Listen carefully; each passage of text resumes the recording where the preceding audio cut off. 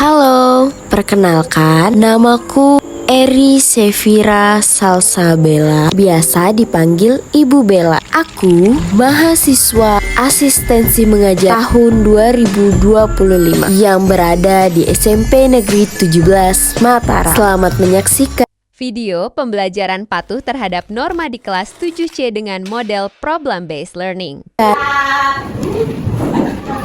Jangan tadi salah. Assalamualaikum warahmatullahi wabarakatuh. Waalaikumsalam warahmatullahi wabarakatuh. Apa kabar semuanya? Baik. Ada yang putus cinta? Ada. Udah berdoa semuanya? Siapa ketua kelasnya? Oke, mari kita berdoa bersama. Silakan pimpin doa ketua kelas. Kita belajar harus berdoa dalam hati. Sekarang ibu absen ya. Hafizah, Hani, Isa, Juliani. Oke, sekarang kita masuk ke pelajaran. Semuanya siap belajar? Iya. Sebelum belajar, kalian masih ingat tak pelajaran minggu lalu? Semuanya ada buku AKS-nya?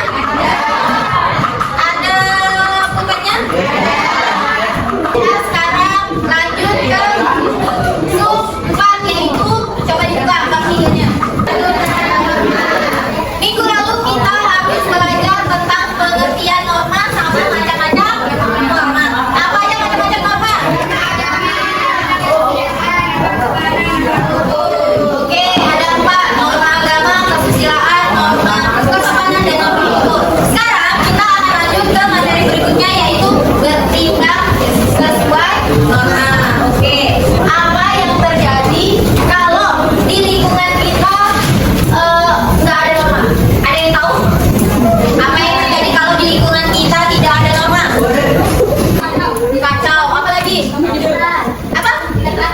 Tidak teratur. Apa lagi? Hah? Kita merasa tidak nyaman, bakalan ada pertengkaran, dia bakalan tertekan. Tapi karena dia tahu ada aturan di lingkungannya, sehingga dia tahu tata tertib. Ngerti? Lanjut sekarang ke materi berikutnya, yaitu bertindak sesuai norma. Ada yang bisa baca di papan? Nah, di setiap lingkungan pasti ada norma. Di sekolah pun ada norma, di masyarakat, di bangsa, di negara ada norma. Contoh aturan di lingkungan keluarga: nggak dibolehin pulang malam, nggak dibolehin apa lagi, nggak dibolehin apa, berpacaran, termasuk aturan itu. Nggak boleh bawa cewek ke rumah. Oke, selanjutnya kita masuk ke materi ini, yaitu pentingnya bertindak sesuai norma. Kalau nggak ada norma, ini menjadi konflik. Kalau nggak ada guru BK, pasti terus-terusan yang cewek membuli temennya, yang cowok membuli temennya, keroyokan, lelaki. Nggak. Oke, paham semuanya?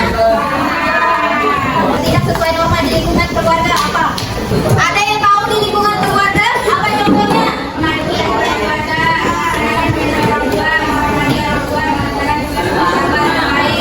Mengerjakan juga di rumah yang baik. Misalkan kalau kita tidak definisi dan fungsi norma dalam kehidupan. Kalau norma sosial, kemarin kita sudah belajar tentang berinteraksi, terus menjaga keharmonisan, menghindari konflik. Makanya kita harus bertindak sesuai norma, jangan tidak sesuai sama norma. Oke, lanjut. Oh,